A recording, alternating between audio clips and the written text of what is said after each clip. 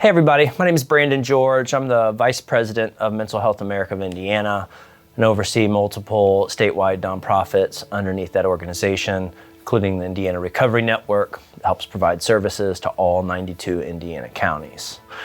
One of the big goals that we have is to try to make sure that communities or state leaders or partners recognize substance use disorder as a mental health issue, a public health issue, and not a criminal issue and not an issue that we moralize. And that can be challenging from time to time, and we think of new ways to do it, and oftentimes we find ourselves really preaching to the choir, talking to each other, talking to professionals about the need to reduce stigma, where what we really need to be doing is working with the broader community. We need to have business leaders and community leaders and people from our faith-based organizations and people that we run into every day around the community together and really see that this is a healthcare issue. Unfortunately, that's killing 107,000 people a year every year. To try to make sure that we start treating this like other illnesses. Like, if somebody has cancer, we show up with a casserole, we mow their yard, we're helpful and supportive. When somebody has substance use disorder, we throw them in jail. And we do other things, we certainly don't show up with casseroles. And so one of the things that we wanted to do was really have a statewide initiative that was not just aimed at our treatment providers or people within the behavioral health space that really got in the community. And it became really clear to me when we decided to do that there was only one partner. 28 Ministries and 28 Band. It's a group that we have done work with in the past, that our partners have done work with in the past. And we started thinking about who we would want to engage. And one of the things that we really are deliberate about is making sure that we lift the voice of lived experience up. And we have people engaged in this issue that are familiar with this issue. And one of the things that was appealing about 2-8 was that several of the folks involved have family members or people they know who have been touched by addiction, who have been touched by mental health. And they're passionate about it, and their passion comes through with their work. And it didn't come through in their work once or twice. It came through in city after city and region after region as we went all over the state, essentially on a tour, the Summer of Recovery tour around Indiana. We did 5 shows within 5 weeks. It's critical that we get the word out about addiction and substance use disorder. September's Recovery Month, and we have used that month as a platform to have events. First of all, in Indianapolis, when I started my role, there were 3 Recovery Month events the entire year across the entire state. And fast forward just a couple years, and we had 30 events just in Recovery Month. And what happened was the understanding that, hey, this is great, and I'm glad we got a lot of events in Recovery Month.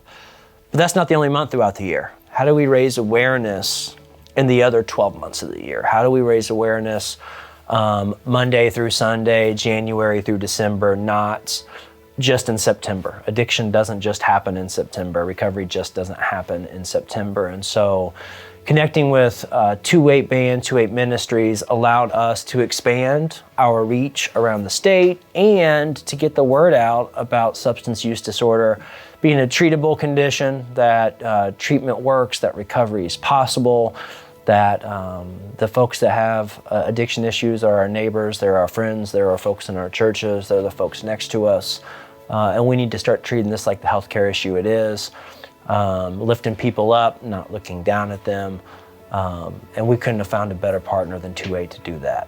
One of the things I enjoyed most about working with 2-8 was their get it done type of attitude. And the reality is, in the recovery community, you've got a lot of fledgling organizations, you've got a lot of grassroots organizations that are lifting the couch cushions just to try to pay the one employee they have or the 2. And so while we were able to get some funding to do the Summer Recovery Tour, 2-8 did shows all over the state, inside of the tour, outside of the tour, and they found ways to say yes. And that's one of the needs there, is that yes, while we may be able to secure some funding for some shows, there's going to be some other folks that don't have the ability to bring that on their own. And how do we find ways to make that happen still? And 2-8 does that. They actively do it, and they want to make sure that if somebody has a need, they can support that.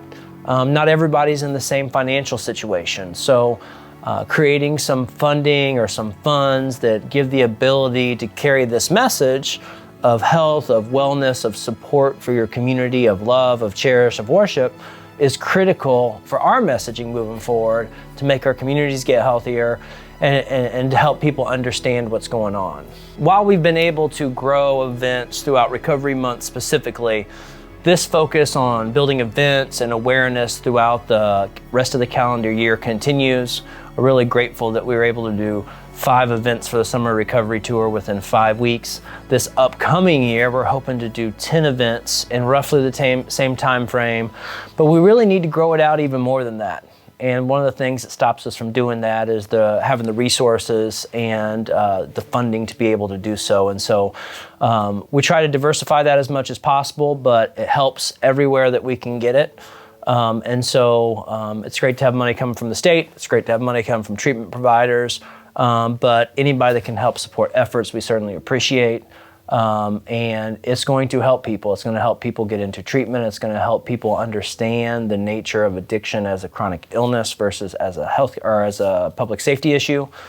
And it's going to help our communities. The Summer Recovery Tour ended up being just an amazing process overall, both for the Indiana Recovery Network, for 2/8 I Hope. For me personally, I used to book corporate entertainment for years, and so having the ability to walk around with the crew and be around the stage and do the pregame talk, and then be reminded what music does for my soul has really been a great process for me. It's been good for my own mental health. Being able to not just enjoy the people around, but enjoy the events and the feeling and the vibe and what music produces, what community produces, made for really an amazing whirlwind with the Summer of Recovery Tour. Summer of Recovery Tour was a massive hit. 5 shows, 5 weeks. 2023, we're hoping to do 10 shows. But the reality is, if we had funding, we could probably do 30 shows. Mental Health America of Indiana, our state partners, have dedicated funding to this. We will do some shows next year, but the need is much greater than what we can provide. And so if you have the ability as an individual or as an organization or as an association to help give to this cause of raising awareness about substance use disorder, but making sure people in communities are aware of resources for their loved ones, it would be greatly appreciated. And it will help folks. This is something that translates directly into the community. It's a creative way to help other people. If you're looking to give, this is a great way to do so, and we would appreciate anything you can do.